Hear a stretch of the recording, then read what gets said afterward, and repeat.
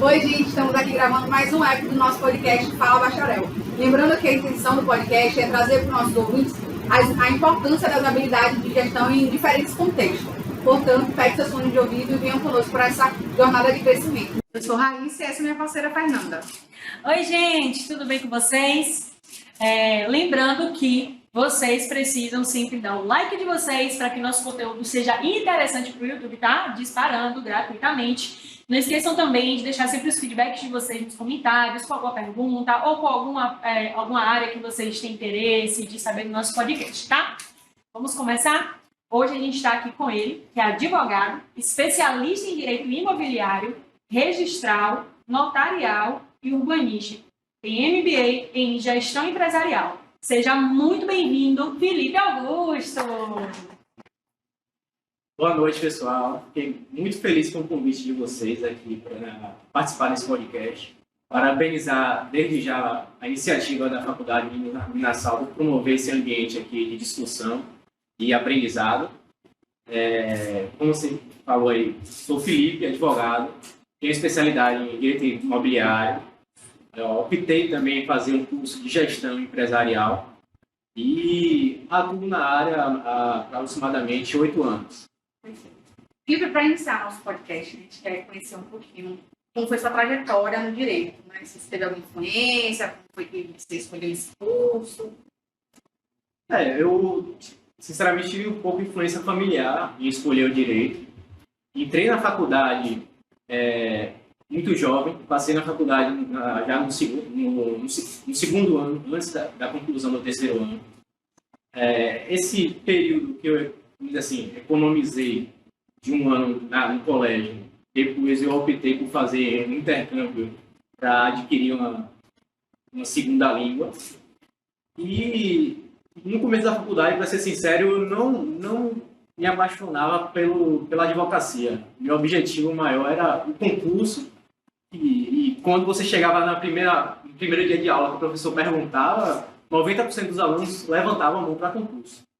Eu acho que quando o aluno de direito entra, é o sonho hoje de todo mundo, mas no desenvolver da faculdade, no desenvolver das matérias, e na prática também do estágio, que é muito importante, aí eu acabei já me identificando com a advocacia, e principalmente essa parte aí da advocacia empresarial, consultiva, e após aí a parte também de imobiliário, de regularização de imóveis. Perfeito. Você falou sobre estágio, né? Eu queria ouvir um pouquinho sobre como foi a sua experiência no estágio. Porque, assim, eu sei que alguns estudantes de direito nem sempre podem estagiar, né? Às vezes é uma pessoa que já trabalha e pelo que eu ouvi, né, isso dificulta um pouquinho quando ele vai para o mercado de trabalho. Será que você poderia dizer? Eu acho assim, não só no direito, em toda a área, na administração de vocês, a prática, o estágio é muito importante. E eu recomendo que seja feito desde o início, desde os primeiros semestres.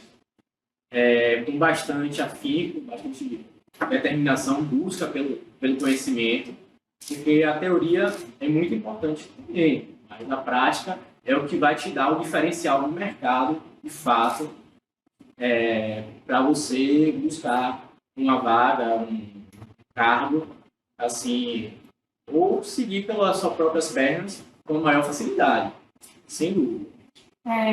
Você falou, né, que seu primeiro plano, seu plano inicial era o concurso. Depois você foi conhecendo as matérias e foi indo para a parte ali imobiliária, empresarial. Mas, assim, existiu um lapso de tempo que você parou e fez assim, cara, é isso aqui. O que te despertou fora a matéria, assim?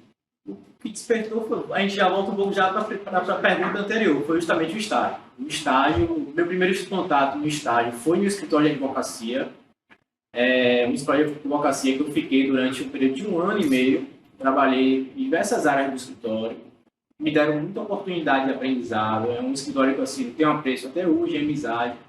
Então lá que eu percebi que o concurso não era o que eu sentiria assim, se seria feliz. Inclusive porque na época do meu estágio a gente não falava ainda, por exemplo, em processo digital. E eu tinha que ir para o fórum, muitas vezes com um carrinho de supermercado, carregar processo físico. E eu via lá no balcão do servente várias pessoas infelizes, infelizmente, com a atividade. do serviço público. Então, aí eu fui me identificando mesmo na advocacia. Aí foi uma situação que eu estava até conversando, né? Eu vejo muita gente buscando um concurso no início de carreira, buscando muito pela estabilidade financeira. Sim. Buscando, e não assim, por uma questão vocacional. E essas pessoas, infelizmente, acabam se frustrando na hora, quando acabam ou percebendo que a realização do concurso não é tão fácil como elas esperavam, ou após a realização elas ainda percebem que não era aquilo também a vocação delas. Sim. E acaba passando o resto da vida aí em uma atividade que não era o que elas almejavam, no caso. Então, eu acho que tem que ter muito cuidado. Essa questão da busca da estabilidade com a realização profissional. A realização profissional, você, consequentemente, vai ter Felipe, você falou, né, a diferença que você entrou com um objetivo, um plano, mas aí você se descobriu indo para a área empresarial, a área imobiliária, que é onde você se especializou. Mas quando foi, de fato, assim, que virou mesmo a chavinha que você fez, assim, o que fez você comparar e dizer, não, é isso aqui que eu quero? Boa pergunta. Eu acho que essa pergunta é respondida um pouco com a pergunta anterior. Eu acho que um momento mesmo que eu me identifiquei com a advocacia foi a prática do estágio. No estágio, eu tive a experiência, logo no começo da faculdade, de estagiar trabalhar no escritório de advocacia, no qual me deram a oportunidade de passar por diversas áreas de atuação. E lá eu pude perceber que era aquilo que eu queria mesmo. E fora isso, assim, eu sou da época do processo digital. Eu não sou da época do processo digital. Então eu tinha que ir para o fórum, muitas vezes até com um carrinho de supermercado, porque o processo às vezes era muito grande, eram muito volumes. E eu ficava ali, né, garimpando processo por processo e percebia a realidade dos servidores públicos, muitas vezes infelizes com a atividade realizada. E aí, é a situação que eu estava conversando anteriormente, muitos alunos entram na faculdade buscando o concurso, não pela vocação, mas em busca de uma estabilidade financeira. Então, isso tem que ser bem ponderado no momento da escolha. Tá. Eu acredito que o seu estágio, né, te deu segurança para ingressar no mercado de trabalho após formado, mas teve algum momento assim que você se sentiu inseguro no início da sua carreira como um advogado oficial? Todo início de carreira, após passar, né, na OAB e tudo, a gente sente um pouco de insegurança, porque a gente não sabe de tudo. A gente sai da faculdade, tem um pouco de conhecimento geral, mas, por exemplo, pela minha experiência, o direito imobiliário mesmo não era uma matéria obrigatória da minha faculdade, nem mesmo uma matéria letiva. Então, foi uma coisa que eu aprendi muito na prática e que eu tive que buscar realmente uma especialização para sentir segurança em atuar na área. Você sentiu, como você já fez, você se formou tem quanto tempo, Felipe? Eu formei em 2015. 2015? Isso tem 8 anos, né? 8 anos. Você sentiu dificuldade, por exemplo, assim, poxa, faltou mais disciplinas voltadas para a área empresarial para quem quer seguir esse caminho? Você sentiu essa dificuldade desses cursos dentro dessas matérias dentro do seu curso? Sim. Boa pergunta. Eu acredito que sim. A minha bancada de direito empresarial, ela poderia ter sido mais extensa, aprofundar mais matérias. Por exemplo, a gente tem um tema hoje super importante na nossa realidade, que é a recuperação judicial das empresas. A gente está tendo um aumento de recuperação judicial de empresas muito grande. E isso não foi algo que eu tive tão explorado na faculdade. Era um assunto dentro de uma matéria, vamos dizer assim. Sim. Eu acho que poderia, por exemplo, ser uma cadeira exclusiva, um tema desse inteiro, um semestre inteiro para ser debatido. OAB, né? Eu tenho dúvida sobre a OAB. Você falou que quando você estava no seu segundo grau, você, antes de terminar, você já tinha sido aprovado na faculdade e tal, muito bacana. A gente vê que a gente está conversando com uma pessoa super inteligente aqui. Mas como foi OAB para você? OAB para mim foi assim, desafiador. Foi muito mais uma questão psicológica do que de conhecimento.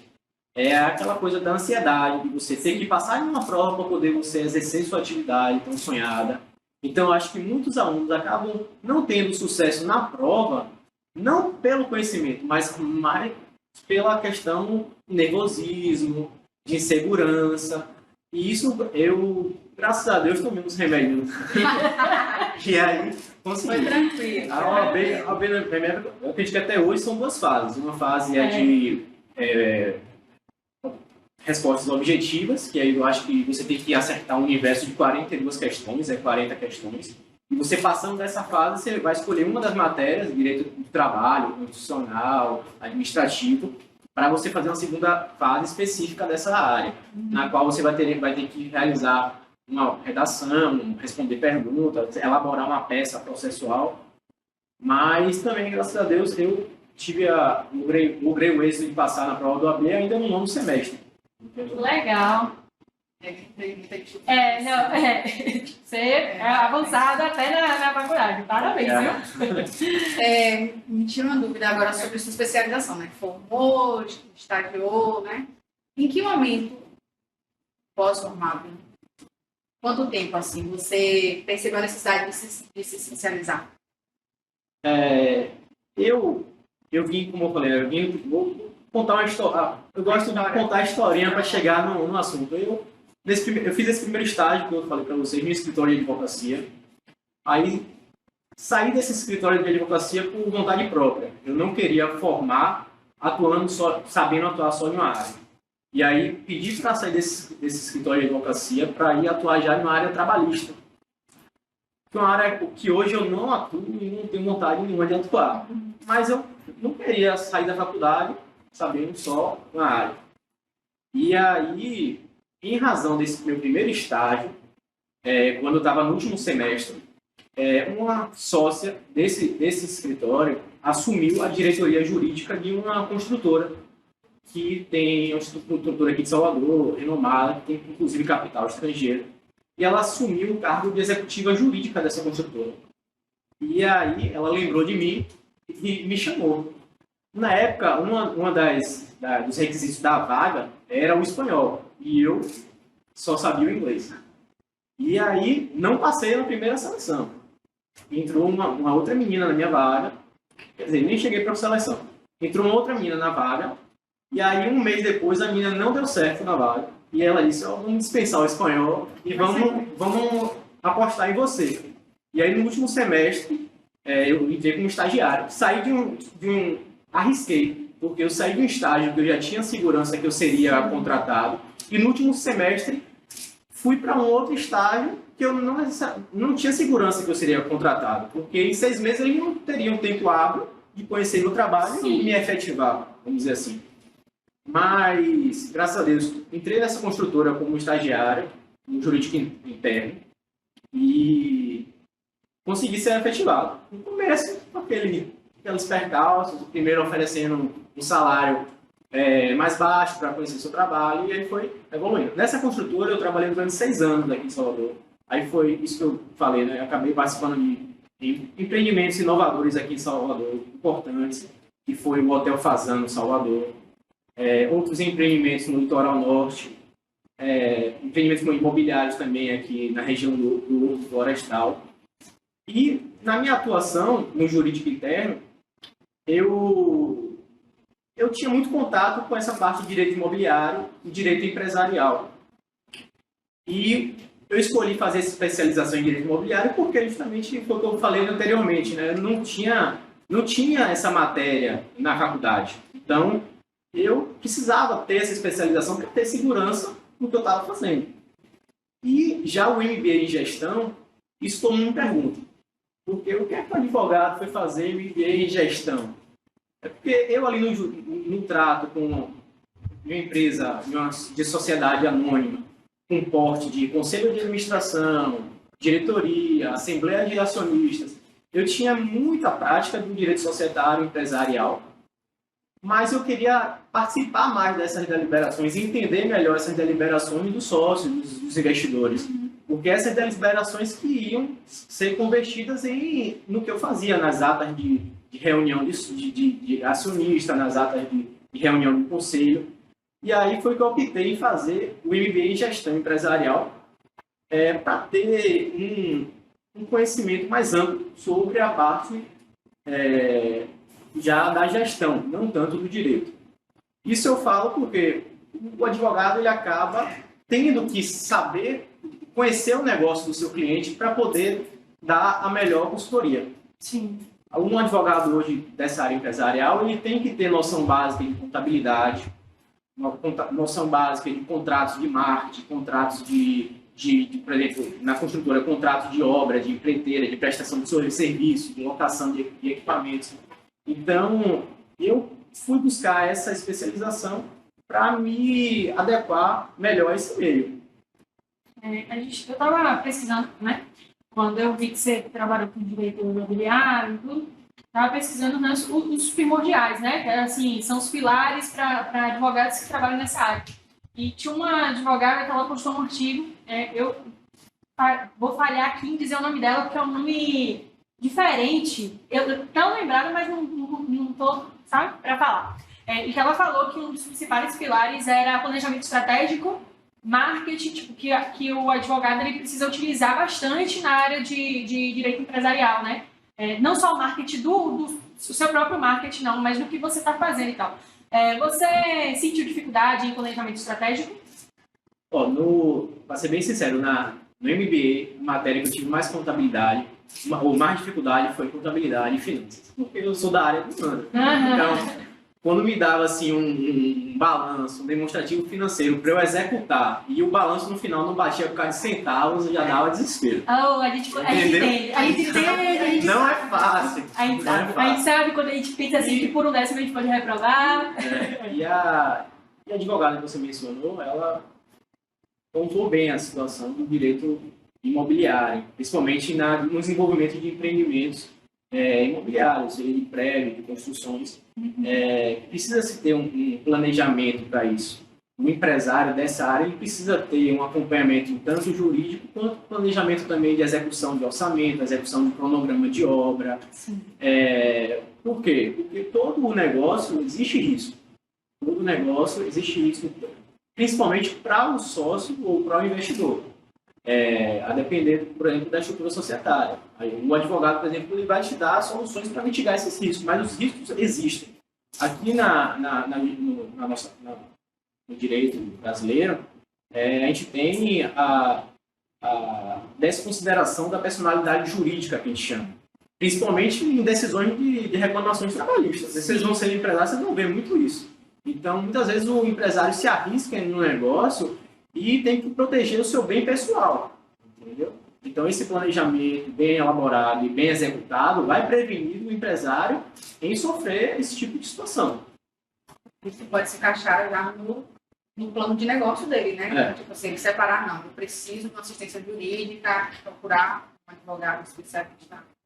Eu brinco assim, o empresário ele costuma procurar o advogado só quando está no fogo. Acho que todo mundo viu. Complicado. Nós seres humanos somos assim. Ele acha que o advogado é aquele advogado de processo, de briga judicial, de audiência, de sustentação oral.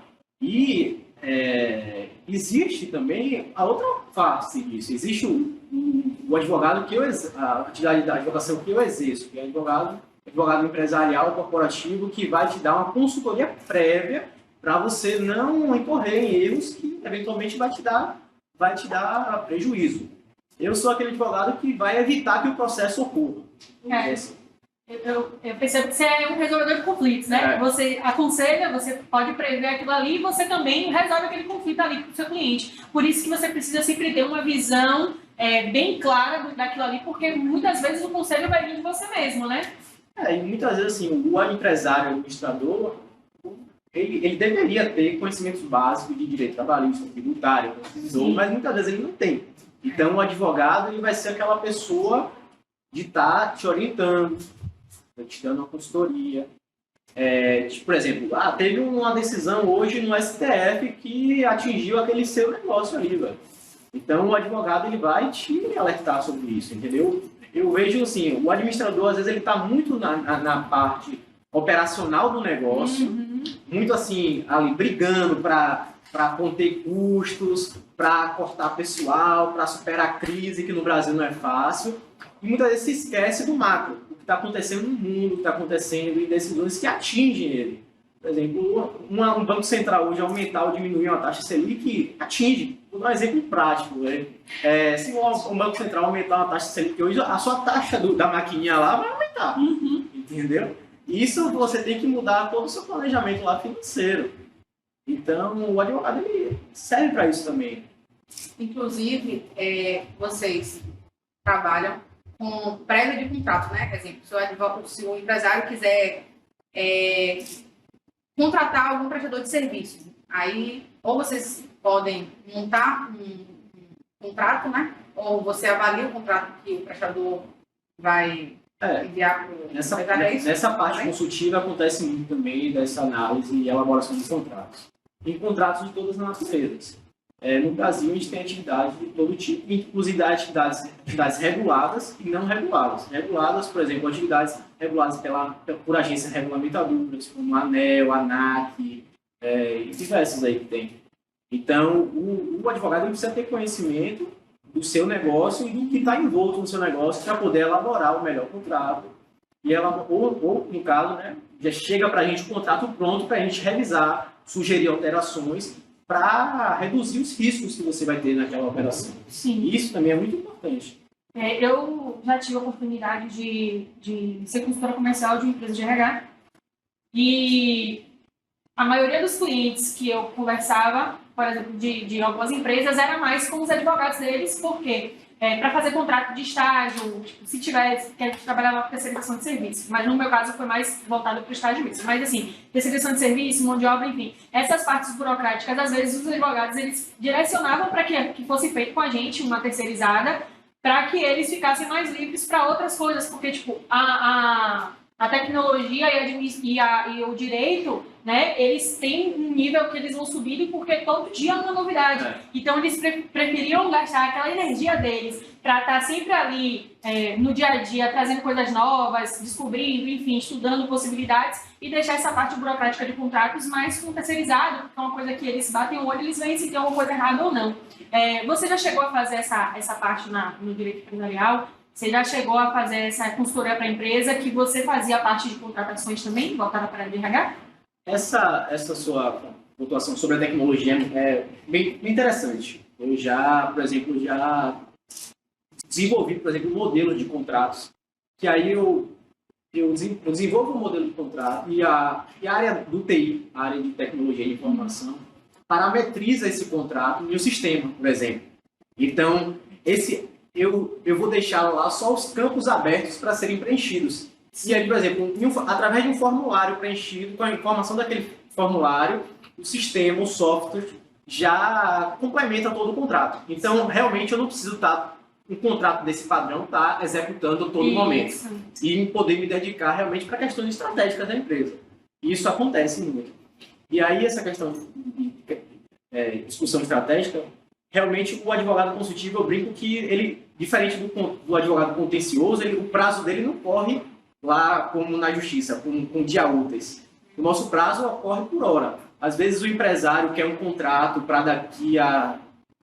pede de manhã e quer de tarde, ou ele quer um parecer técnico sobre algum tema urgente, e você tem que atender aquilo não em dias, mas em horas, sob pena do seu cliente ou do empresário perder o negócio. E às vezes um negócio que envolve um valor agregado muito alto. Sim. Você teve, né, algum cliente com um negócio assim diferente?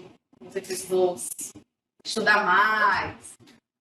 É uma pergunta muito boa. Eu trabalhei sempre nessa parte imobiliária.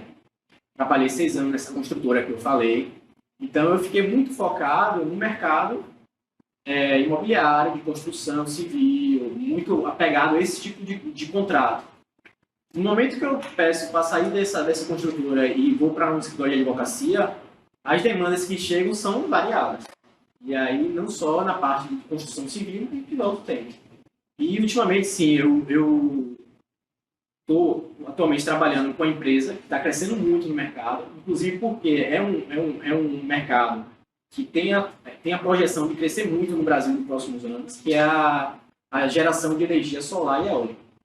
Então, eu tive que realmente parar um momento da minha vida para estudar tudo que envolve esse mercado para poder estar me atualizando. Então, sim, o advogado ele tem que estar sempre buscando atender o cliente que bate na sua porta, de qualquer ramo. Então, você não vai sempre ficar naquele, vamos dizer, no feijão com arroz. Você vai ter que muitas vezes se dedicar, às vezes fora do seu trabalho, porque você já tem uma rotina ali no seu escritório, às vezes você vai ter que chegar em casa para poder estudar algo, para poder complementar. Isso sim. Tá. Tem alguma história de algum caso assim que você queria partilhar com a gente? Eu acho que... Marcante, assim, pô, isso aqui me marcou. Eu acho que sim. Como eu falei assim, para mim marcou muito, eu já falei aqui, foi participar do projeto do Hotel Fazano, em Salvador. Eu acho que foi um projeto muito desafiador. Eu era muito novo ainda. E por ser um projeto em uma região de centro histórico, em um imóvel que era tombado pelo patrimônio público, que envolvia diversos contratos que eu ainda estava iniciando, foi desafiador. E no momento que você vê aquilo pronto, é gratificante. É uma das coisas que eu sempre gostei de trabalhar no direito imobiliário, é isso. Você dá aquela consultoria, faz os contratos e você vê a obra sendo executada.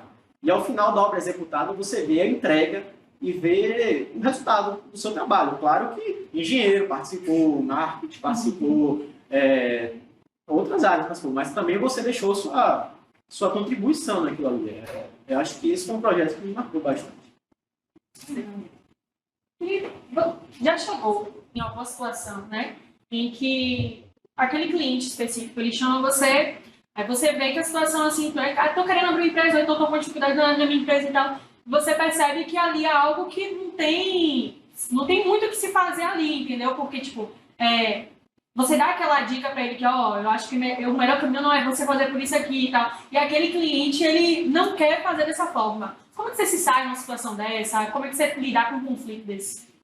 Eu sempre formalizo tudo primeiro, entendeu? Muito bem. Porque aí o que está lá registrado, qual foi a minha recomendação, se o cliente não seguiu e teve algum prejuízo futuro, eu tenho como dizer, eu avisei, estava aqui no dia.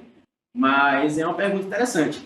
Todo novo negócio que o empresário ele se propõe a realizar tem que ser bem planejado e desde o plano de negócio, como a Raíssa também comentou, mas também na estruturação societária e no estudo também tributário que você vai ter sobre aquele serviço ou produto. E se você for partir ainda para uma sociedade com outras pessoas, que não, às vezes não é do seu ambiente, não é do seu vínculo, e mesmo que seja, você vai estar lidando com pessoas diferentes de você. Então, o que eu sempre recomendo ao cliente é sempre ter um contrato social bem elaborado, um acordo de sócios bem elaborado, com previsão de todo tipo de conflito. Porque, acredite, pode ser pai, pode ser mãe, pode ser irmão, pode ser melhor amigo. Um dia o conflito vai bater na porta. Então, você precisa ter um bom contrato social e um bom acordo de acionistas ou cotista, conforme for a estrutura da empresa, orientado por um advogado. Essa é uma recomendação assim, importante. É interessante isso que você fala, né? Por dois motivos. Eu tenho dois comentários sobre. Primeiro, eu tive uma gerente, né? Ela morava nos Estados Unidos, tudo, ela veio para aqui, né? Porque eu trabalhei numa faculdade como consultora de lá. E aí ela foi ser minha gerente. E é uma coisa que ela sempre falava, ela me ensinou muito sobre isso. O que não está escrito não existe. Formalize. A pessoa disse isso, formalize por e-mail e mande ela colocar o seguinte embaixo. Porque o que não está escrito não existe, Fernanda. Vai ficar sua palavra com outra pessoa. Ela me ensinou muito sobre isso. Por isso que eu comecei a ter curiosidade, inclusive, para a área de direito. Hoje eu tenho interesse na minha segunda formação, quando eu terminar a administração, é fazer direito. E ela foi uma das pessoas que despertou em mim, assim, sabe? Essa curiosidade. E outra coisa que você falou também, que sempre ser formalizado, na história do McDonald's foi isso que aconteceu, né? No final, quando eu esqueci o nome daquele, o rapaz que comprou o McDonald's, né? Dos irmãos, quando eles estavam na bancada com os advogados, os irmãos, eles pediram que 1% de todas as vendas fossem deles para o resto da vida.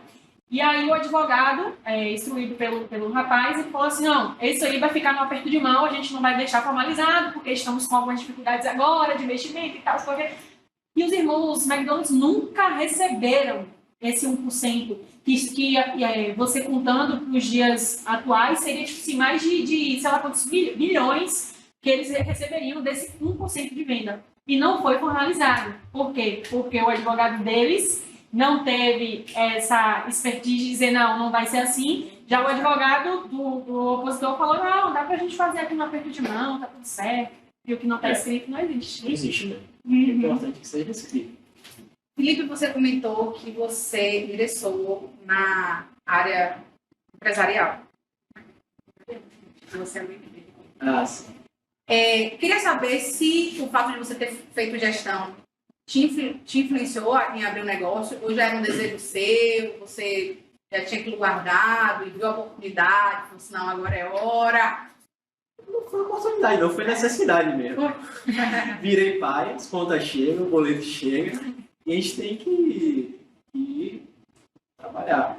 Mas, assim, a MBA em gestão, como eu falei, inicialmente foi para eu ter uma atuação melhor na área do direito empresarial. Eu conhecer a dinâmica do negócio do meu cliente para poder prestar o melhor serviço. Mas, claro que lá depois, dentro do curso de gestão, eu tive contato em network com pessoas de todas as áreas, inclusive médicos no curso de MBA. Então, aquilo me despertou, sim, em algum momento eu pensava em abrir algum negócio, mas nunca querendo deixar de lado a parte da advocacia. E aí, quando chegou na pandemia, logo no ápice da pandemia, eu tive a coragem de abrir o meu primeiro negócio, que foi uma loja de material esportivo, que é Pratique Esporte. E foi uma audácia, eu chamo, assim, porque as coisas estavam todas fechadas. Mas, assim, o empresário ele tem que ser criativo. Uhum. Ele tem que se adaptar às situações e às crises que vai acontecer inevitavelmente. Então, no primeiro momento, a gente abriu a loja e o que foi que a gente percebeu? No caso da nossa loja de esporte, o esporte coletivo estava embaixo, porque ninguém podia aglomerar. O futebol não estava rolando mais o baba, entendeu? Mas, por outro lado, o ciclismo estava em alta, a academia, as pessoas montando as suas próprias academias em casa, comprando material esportivo para poder fazer atividade em casa, por tempo ocioso. Então, o que foi que a gente fez? A gente mudou o nosso planejamento estratégico para investir no setor que estava dando, em detrimento de outro. Então, isso o empresário tem que sentir muito. Paralelo a isso, a gente fez parcerias com empresas de entrega, e aí o cliente ligava, mandava um WhatsApp, mandava mensagem, e a gente muitas vezes mandava o produto para casa do cliente. Se fosse um cliente com relacionamento com a loja já conhecido, a gente mandava o produto em consignação. A ferramenta do Pix na pandemia ajudou muito a essa venda online. E, paralelo a isso, também a gente fez consultorias com o Sebrae. O Sebrae é uma ferramenta muito importante que vocês podem utilizar. Muito das coisas do Sebrae é gratuito, ou quando não é gratuito, é subsidiado. Várias consultorias. Aí eu participei de cursos, consultoria no Sebrae, para implantação de e-commerce, de loja virtual. E aí fui desenvolvendo. Graças a Deus superei a pandemia e estamos esperando mais um pouquinho aí, que ainda está, né? Agora surgiu várias interações. A loja ainda existe, né? Existe. Hoje vocês continuam no método só online ou vocês têm agora o ponto físico também? Não, a gente sempre teve o ponto físico. A gente já começou com o ponto físico, mas, assim, muito com a entrega. Porque, assim, o ponto físico dá credibilidade para você vender no online. Isso é verdade. Entendeu? Quando você procura uma loja no Instagram, você vê que a loja tem um ponto físico, um estabelecimento físico, que você sabe onde pode bater e cobrar, você sente mais confiança em comprar no online. E, Felipe, como vocês começaram no online, o marketing foi uma coisa fundamental para vocês. Vocês utilizaram o Instagram como um meio de impulsionamento? Vocês trabalham com essa parte de marketing estratégico? Sim, aí eu vou dar a minha experiência. O Instagram tem... Não o Instagram só, a gente fala do Facebook, do Meta, como tem o Google, tem várias essas empresas, essas plataformas que te dá a opção de funcionamento do marketing digital. Muita gente deve conhecer que o patrocinado. Não faça um patrocinado. O patrocinado é assim, você paga para ter aquela visualização, mas é uma visualização pulverizada. Você não consegue parametrizar o seu público-alvo para atingir, entendeu? Já no tráfego pago, onde você consegue ali alimentar na plataforma o público-alvo que você quer atingir, o resultado é melhor. Entendeu? O investimento às vezes é o mesmo, mas você consegue, por exemplo, lá na plataforma você consegue dizer, ó, eu quero estabelecer que eu quero atingir o público com uma idade de 18 a 30 anos, eu quero atingir aquele bairro específico, eu quero atingir um público que curte dar like em matérias de nutrição, de esporte, de academia. Então você consegue mostrar o seu produto no online de forma mais objetiva. Felipe, é verdade, Felipe. Hoje eu trabalho com tráfego pago no meu estabelecimento. Mas se eu conhecesse ele antes, por exemplo, na pandemia, se eu conhecesse o tráfego pago, alguém que trabalhasse com isso, me passasse essa orientação, eu tenho certeza que a gente teria um boom maior. Porque, como você falou, você consegue filtrar exatamente qual é o estado que você quer, qual é a cidade que você quer, quais são as pesquisas mais frequentes que você quer que aquelas pessoas façam. E o tráfego pago realmente fica a dica para você que tem um estabelecimento, é muito bacana. E existe essa diferenciação. Quando eu não sabia, eu fiz o patrocinado e eu só tinha cliques. Era só cliques. Não entrava compra. Eu ficava assim, meu Deus. Aí quando eu fui para o tráfego pago, no meu primeiro dia de funcionamento, aconteceu um incidente, né, na área que eu trabalho, da morte de duas pessoas bem grandes dessa área.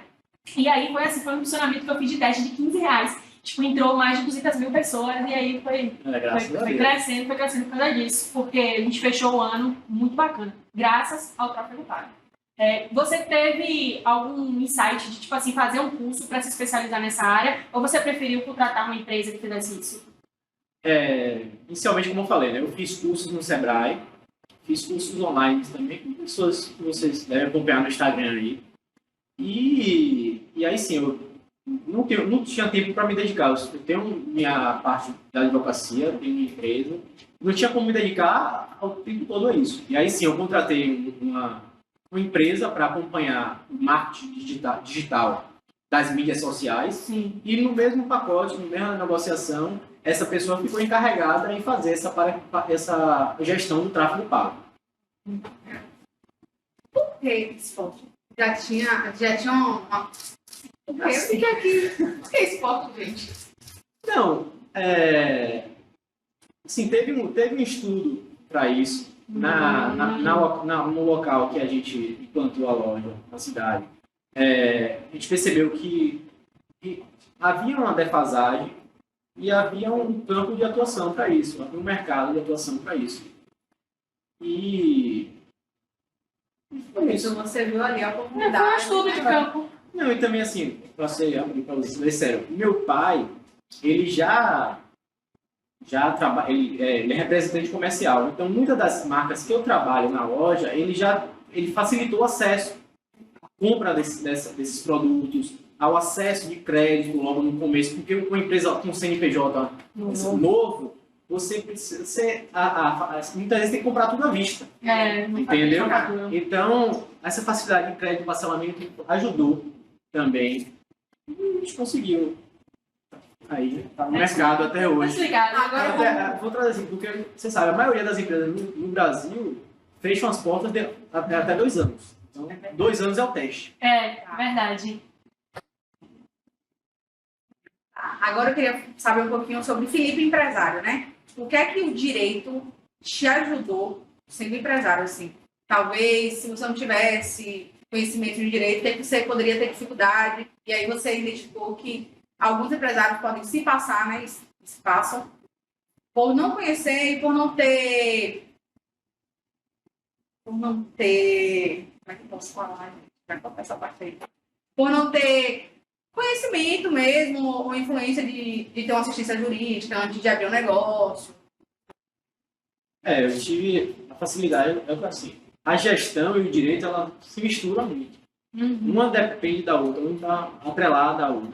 Como eu falei aqui inicialmente, o administrador precisa ter conhecimentos básicos sobre a legislação aplicável à sua atividade comercial.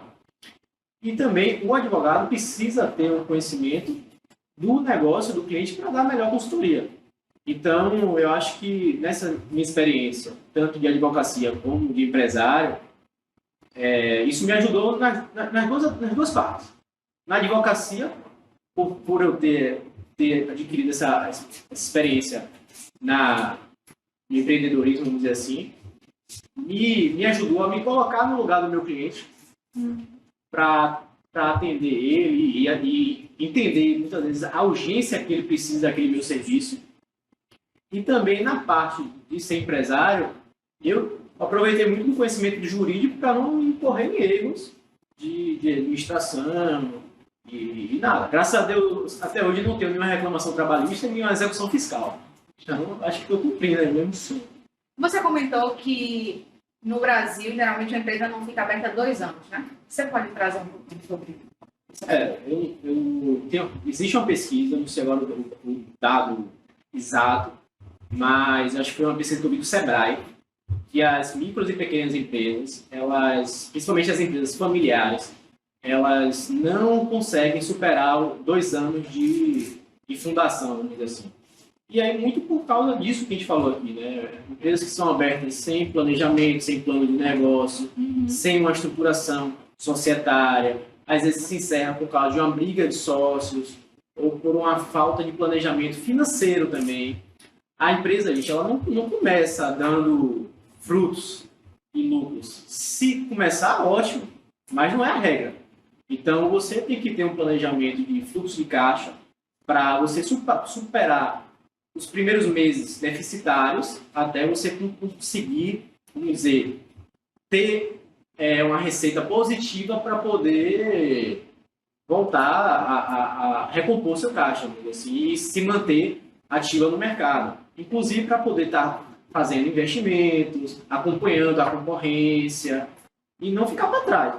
Na minha primeira loja, Felipe, eu abri a loja, só que eu trabalhava para os outros. Por causa disso, eu tinha esse medo de não conseguir prosseguir. Justamente por causa disso, acho que foi uma coisa que eu tive dificuldade, porque eu abri a primeira loja antes de entrar no curso de administração. Então, muitas coisas eu fui aprendendo na prática, e quando eu cheguei na faculdade, eu falei assim, eu já fazia isso, eu não sabia que era, e tal. E eu tinha muito medo. Então, eu abri, e por medo mesmo, por não ter, assim, aquele conhecimento exato de matemática financeira, eu preferi continuar trabalhando para os outros, para, tipo assim, ter uma estabilidade financeira e dizer assim, não, se nada der certo, eu tenho aqui como safar com esse valor. E vendo você falar isso, é compreensível saber que a maioria das empresas, elas pecam nisso, porque não tem conhecimento e também por falta de especialização nessa área. Eu vou dizer assim, mas o medo também paralisa. O medo também não te bota para frente. E eu acho que na sociedade tem que ter um sócio conservador, aquela pessoa mais caxias, com números, mas também tem que ter aquele sócio mais audacioso, tomador de risco, porque é esse também que vai acertar uma hora e a empresa vai decolar, entendeu? Tá, agora a gente queria saber um pouquinho, né, como sua experiência de advogado, que você diria para os formandos de direito que vai ingressar no mercado de trabalho? Pessoal, eu acho assim, a realidade do estudante de direito hoje não é fácil. A opção de faculdades hoje são muitas. Primeiro, você tem que escolher uma faculdade que preze mesmo pela qualidade do ensino, porque se você não tiver uma boa formação, primeira coisa, você não vai passar no OAB, então você não vai conseguir atuar. E também você não vai ter uma base para você começar a se preparar para um concurso. Você não vai ter uma base sólida acadêmica para, talvez, economizar no tempo ali de passar no concurso. Deixa eu me perder. Tá tranquilo, não se preocupe, vou fazer outra pergunta. Pode continuar. Mas eu vou concluir essa. Tá. Peraí, só um minutinho, que aí a gente... Pelas pesquisas, né, informa que no Brasil tem quase 2 milhões de advogados registrados na OAB. Não sei se todos atuam na área, né, mas é o que tem lá. E quando a gente vê isso, a gente fala assim, poxa, tem muita gente no mercado, então é muita concorrência.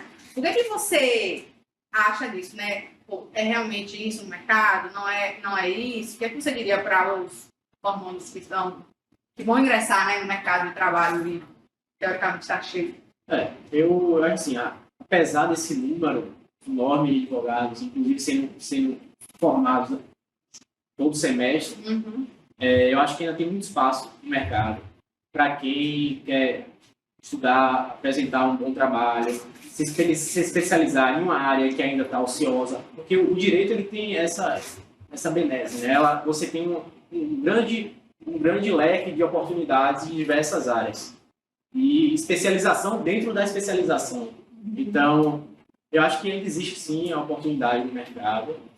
Cabe a pessoa assim, se dedicar e buscar cada vez mais o conhecimento. E é aquilo que eu estava falando, não ficar só no feijão com arroz. Você tem que sempre buscar estudar. E estudar nem sempre é só você fazer uma especialização. Às vezes você estudar na sua casa, pegar um livro, se atualizar. Não necessariamente você precisa estar dentro de uma universidade para poder estar se especializando. Claro, não merecendo. Você precisa ter um currículo apropriado para estar competindo no mercado de trabalho.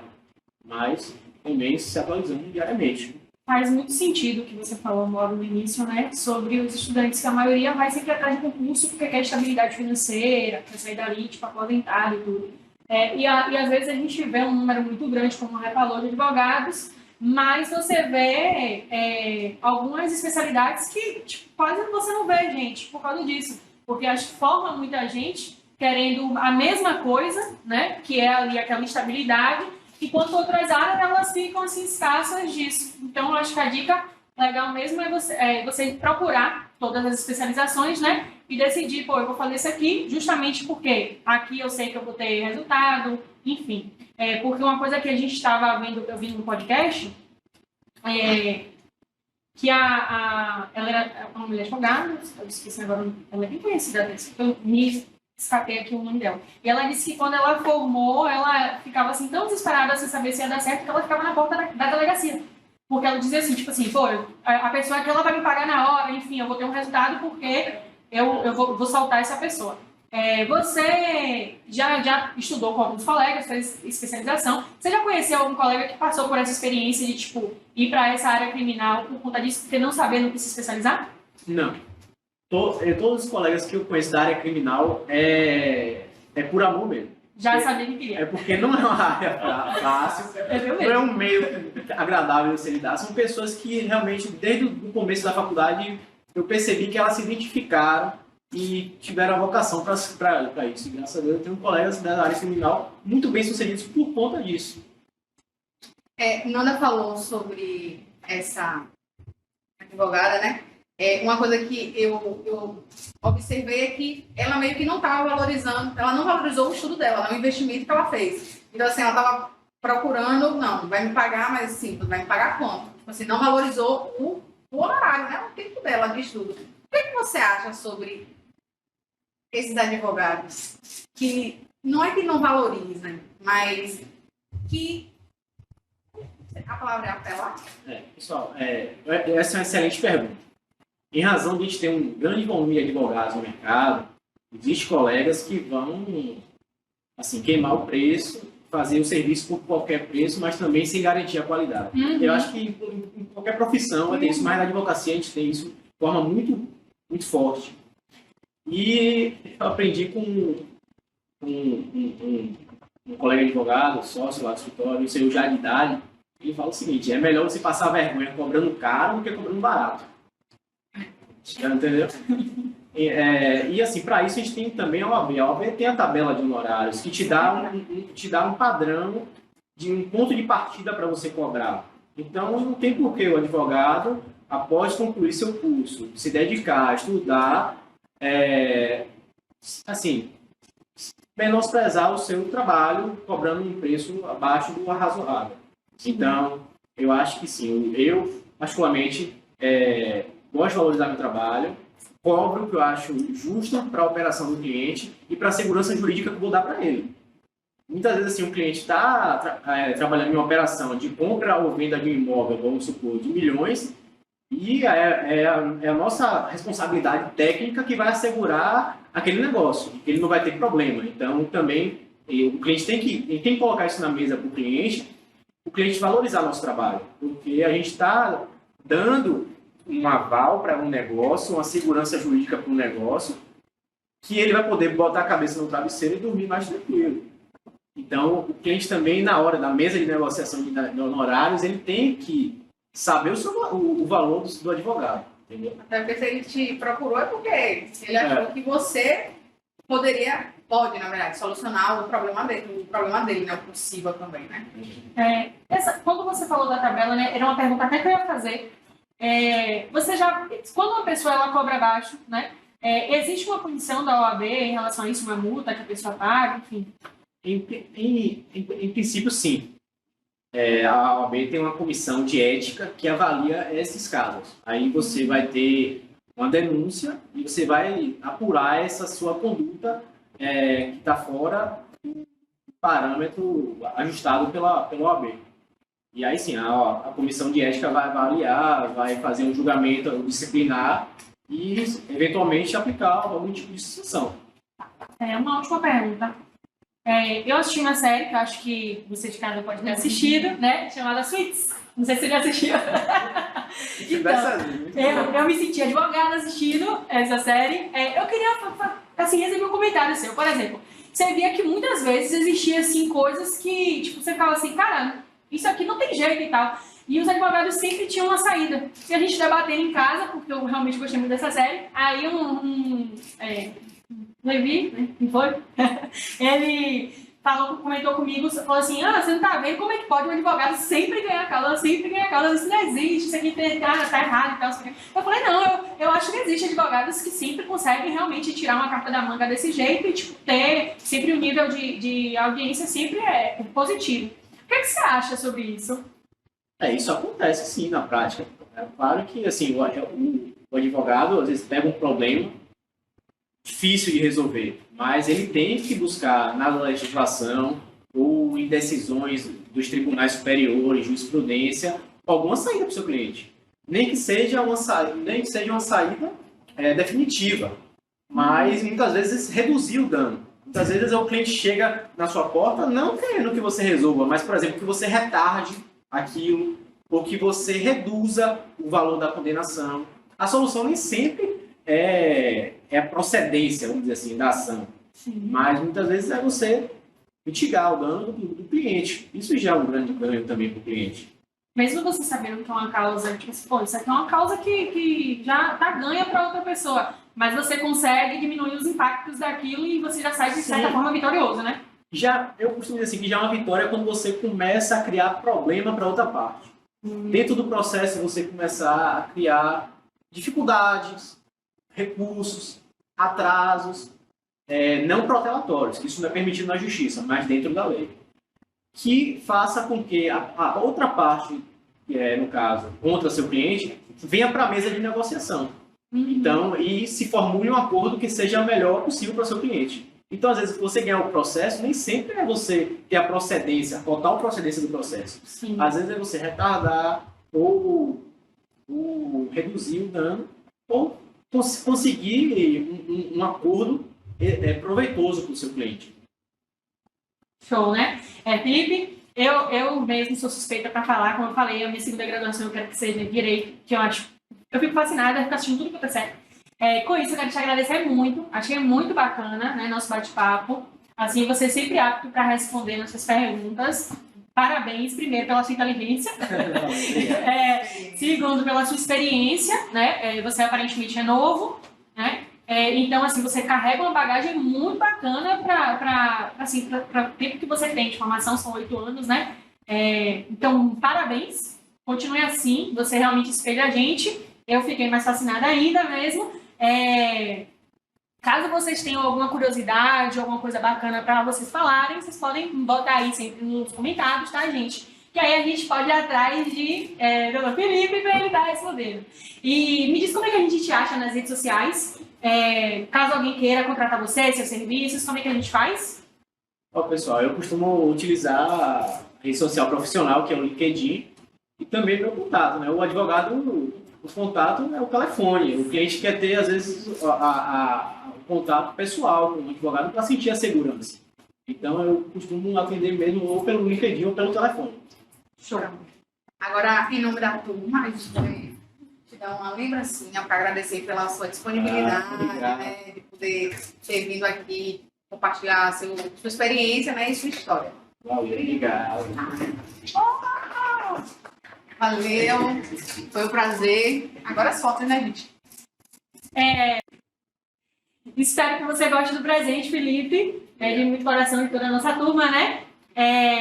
Tem mais alguma coisa que você quer falar? Alguma frase feita, aquela coisa bacana, que você quer deixar uma mensagem? Eu queria deixar uma mensagem mesmo de agradecimento, mais uma vez, a vocês pelo convite e pela faculdade aqui, por Inasal, por estar disponibilizando esse espaço.